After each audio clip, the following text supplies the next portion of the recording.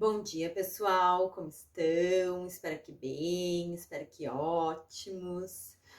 Evitando aglomerações, usando máscara, lavando bem as mãos, né? Então, e lembrem-se, ainda vivemos uma pandemia.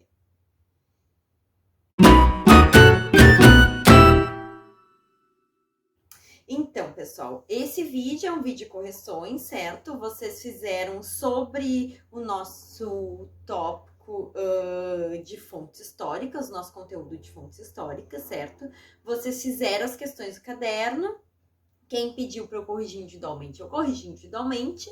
Quem fez, então, no seu caderno, vai fazer o quê? Vai olhar esse vídeo, voltar no caderno, ver o que está certo e está errado. Vocês mesmos vão corrigir a partir da minha explicação. Se ainda seguirem com dúvidas, me mandem um comentário nessa atividade de hoje. Se não, só marquem lá, vejam, corrijam, marquem como devolvida a atividade, certo? Então, vamos lá. Questão 1. O que são fontes históricas? Então, a questão 1 é para responder o que são fontes históricas. Lembrem que fontes históricas são aqueles vestígios que sobram do passado. Ou seja, vários materiais que sociedades do passado produziram, pode ser tanto materiais da cultura material quanto material, pode ser construções, os mais diversos vestígios que sobrar das sociedades do passado para a gente entender elas são fontes históricas, certo? Questão 2. Qual a diferença entre fato e fonte histórica? Então, lembrem que o fato histórico é aquilo que aconteceu, é aquilo que a experiência que os seres humanos que viveram em uma determinada época, em determinada sociedade, viveram, certo? Fonte, ou seja, o fato histórico não se repete, ele tá lá no passado, não tem como viver ele de novo, certo? O fato, então, é o que se vive. A fonte histórica é o vestígio que sobrou daquele fato, ou seja, algo que foi produzido, que sobrou daquele fato até hoje, que faz a gente pegar aquele vestígio na mão, ou aquele relato de alguém, ou tomar chimarrão, por exemplo, ou viver uma experiência cultural que faça com que a gente possa entender as sociedades e os fatos que já passaram, que não tem como reviver, certo? Questão 3.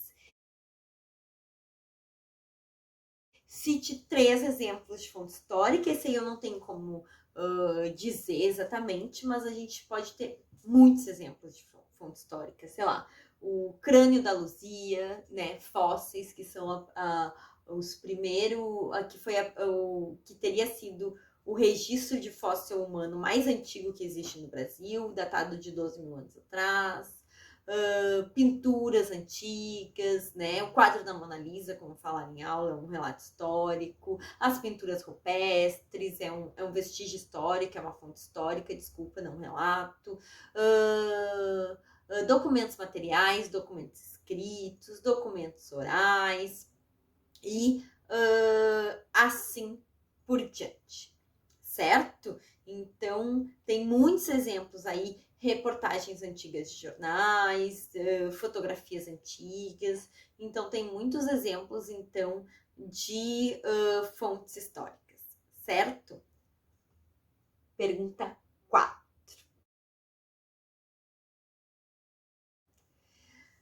Quais perguntas, então, o historiador deve fazer ao documento histórico para entender mais sobre as sociedades do passado? Então, o historiador, quando pega um documento histórico, ou seja, uma fonte histórica, lembrando que fonte e documento são a mesma coisa,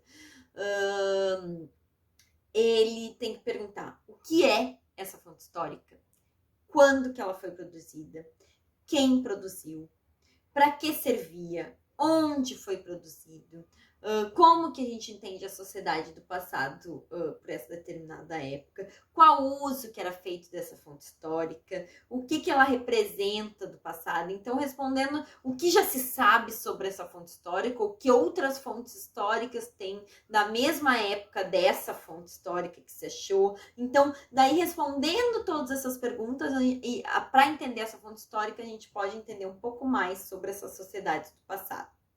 Certo? Continuando, então, última questão, quinta e última, né, sobre essas questões de fontes históricas, questão 5. Qual a relação do estudo da pandemia de 2018 com a atual pandemia de coronavírus? Então, essa era para fazer uma comparação, né? Então, pensando que em 1918, então, se viveu a gripe espanhola, em 2020, então, a gente começou a viver a outra pandemia, né? A última pandemia que a gente tinha tido foi a gripe espanhola em 1918. Então, comparações. Naquela época, por exemplo, não tinha o avanço tecnológico da medicina tão forte quanto hoje, ou seja, não tinha como desenvolver vacina. Hoje tem, certo? O que a gente aprendeu com a pandemia da gripe espanhola de 1918, a importância da higiene pessoal, de lavar as mãos e do isolamento, de menos contato para o vírus circular menos, certo? De fazer quarentena, então, para o vírus circular menos, certo? Isso foram aprendizados. A gente pode perceber também, então, esse avanço da medicina, né? Na época não tinha respiradores, não tinha não tinha vacina, essa tecnologia científica não tão apuradas. Coisas que aconteceram semelhantes naquela época e hoje em dia. Também naquela época surgiu um monte de receitas que prometiam curar a gripe espanhola, mas que não tinham comprovação científica nenhuma, então, na verdade, não tinham eficácia, como hoje em dia a gente vê que isso também aconteceu. O que mais, então... na época, medidas do governo... na época não tinha... por causa da tecnologia de transporte menos avançada, a pandemia não foi tanto para o interior quanto hoje em dia. Então, hoje em dia, essa pandemia se espalhou muito mais e muito mais rápido do que a gripe espanhola. Então, conseguiu chegar a mais pessoas, apesar de, proporcionalmente, a gripe espanhola ter sido muito letal por não desenvolver vacina, mas aí, hoje em dia, ela se espalhou muito mais, né? E de uma maneira muito mais rápida em todas as partes do globo. Outra comparação do passado. Então, essas comparações que a gente pode fazer do passado com o presente, o que era parecido, o que era diferente e o que a gente aprendeu no passado para hoje em dia, certo? Outra questão, então, as informações na época não tinha tecnologia de informação também tão apurada quanto hoje, então não se sabia bem o que era só os jornais, né?